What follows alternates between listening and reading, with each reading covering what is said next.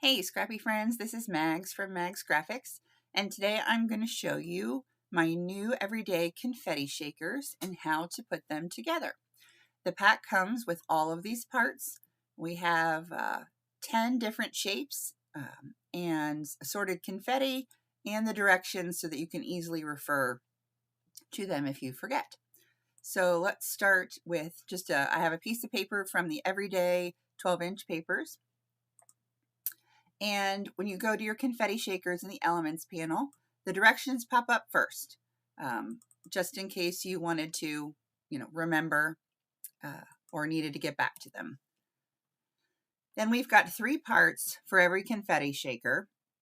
You've got the black, which is the background, the cellophane glass piece, and then the white outline. The confetti shakers are reminiscent of those shaker cards that you could used to be able to put on your paper layouts that had confetti inside. We've got assorted confetti and shapes and sizes down to the pearls. So we're going to start with the easiest one first. We're going to grab the circle, and you can either right click and add to page or just double click on it or drag and drop. I'm just going to double click on each of these, and you can see how it stacks them up. For now, I'm going to lock the top 2 layers because I'm going to deal with the background. You have some choices with your background. You can fill with a different color. You can change it into a gradient. You can, let's see here, maybe not orange, but it's fine. Yeah. You can add a paper to it. Let's see, we're going to go back to black. You can, or dark blue. You can also go up to the filter ribbon, add a surface, or use one of your many papers. So there's lots of options for the back part. Then it's time to add in your confetti. So you just go through and choose any of it. Add it in. You can turn it around. I'm going to pick some different ones so you can see how they come in different shapes and sizes. And we're just going to keep on adjusting and adding. As you can see, some come in big, and it's easy enough to just change their direction to fit them in. Got some ovals. Doesn't matter if they're stacked on top of each other. Confetti, doesn't follow rules. We have some hearts in here. There's also paw prints, moon and stars, and even some pearls if you wanted those inside as well. When you get an assortment of confetti, I'm going to select them and then unselect the back part. We can move them. In my mind, our page is always vertical so that they would be sort of pulled down to the bottom. You can do this, any way that you want, keeping them sort of inside the white circle if you can. We can always erase anything that falls outside. And I'm also going to go up to Format and make a shadow. You might decide you want a thick shadow. They are pieces of confetti.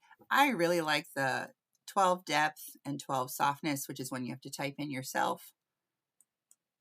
And then we're also going to drag all of these behind the frame and behind the cellophane so that it's inside your shaker card.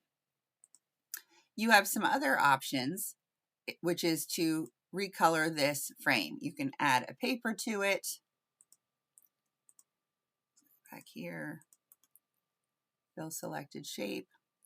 You could always go back and then re-add I did the background, sorry, because I had that's fine too. Hold on, let me unlock the frame. Go to the frame. Sorry, there we go. Anyway, we can add fill selected shape. So you can change your outer rim. If you decide that you want the bevel back, it was part of my original shape, but you can add it with effects, edit, add an effect, take a 3D edge bevel, and you've got that back on your card. Once you're done with the card, then you can, oops, let's take all that together, merge it. Move this one down, and we're going to group it. And I am going to add a shadow because things always look better when they're popping off the page. Let's take a look at another one. This was the easiest one to fill. Let's take a look at our birthday cake. So I'm going to add the cake in. The cellophane part is just the cake part. So you're going to have to do a little bit of arranging once we get our frame on top. So I'm going to select this and the black background and arrange them so they're on top of each other. Then I can move this with the arrow keys or with my mouse to get it just where I would like it.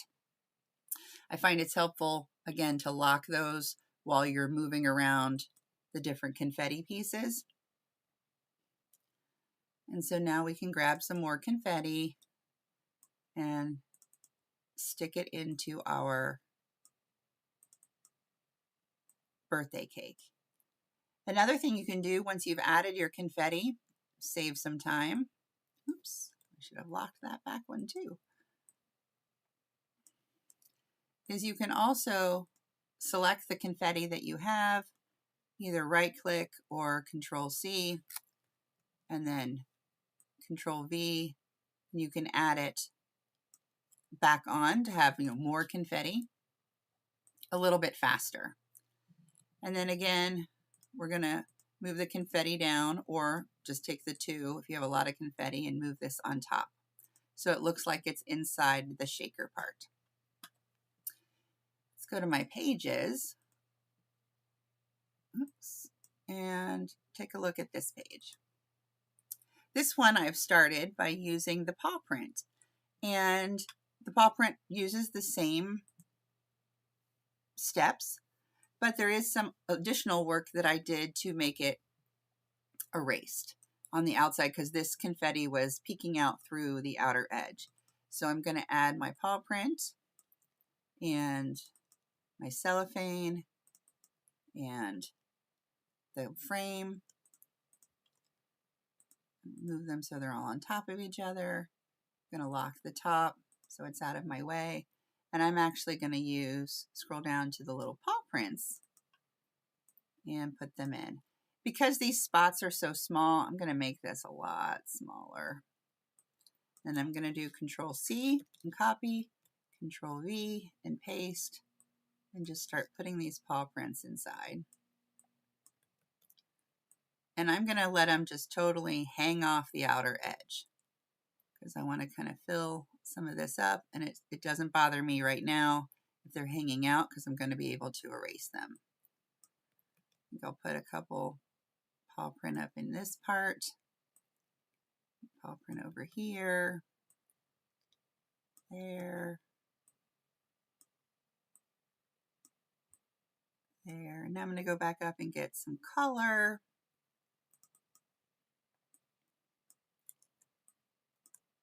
And arrange these in. I'm going to do copy paste because it's a lot faster. Add some up there. And again, it doesn't matter that it's hanging off. We'll be able to fix that.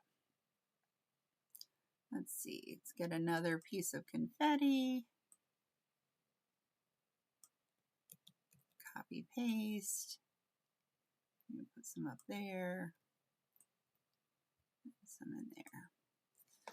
Okay, I've got all of my confetti. I'm going to actually lock this bottom part, not hide it, lock it so that I can do some selecting here. Get all of my confetti. I'm going to go up to Custom, add some shadows. Now, if you're happy with the placement, you could go ahead and flatten these together. But what I'm going to do first is group them.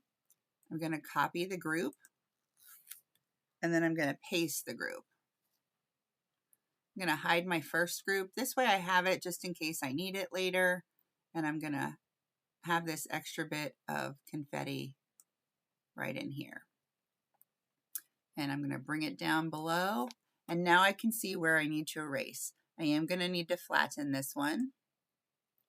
I'm going to go to the touch-up ribbon to erase. I want the most solid of the circles, and you'll be able to decide how big. It's pretty big because I need it to get in between this. And so I'm going to go around and erase the pieces of confetti that are outside of my shaker. Come around. And got it. And then click OK. And then I can change my background. Let's see, fill, oops, not the shape. Fill solid color from this page, make it blue. Go up and choose the filter, texture. I'll just keep it with the one it's on, the block. Just gives it something under there. Unlock the other pieces. I'm going to add a shadow either to the whole thing or to the top. I mean, it ends up being the same way. Then I'm going to select all of the parts and group them. And now we've got another paw print. So you can see how to add to those different parts. Here is one I was working with the moon, working on a layout of my dog while he's sleeping. Still need to add some clouds to finish this off, but you can see how I filled up the moon with the different parts. And here is a layout I made for my friend Kim Marie on her birthday using the Another Year Awesome and the Everyday Confetti Shakers. And so this time I used some different paper in the back and then added the confetti. So we've got a lot of possibilities with this. I can't wait to see what you make with these. This is part of Pick and Mix for May, and it will be in the store subject to normal sales after that. So I hope you'll post these in the MagsGraphics fan group and tag me when you do so that I can see them. Thanks a lot.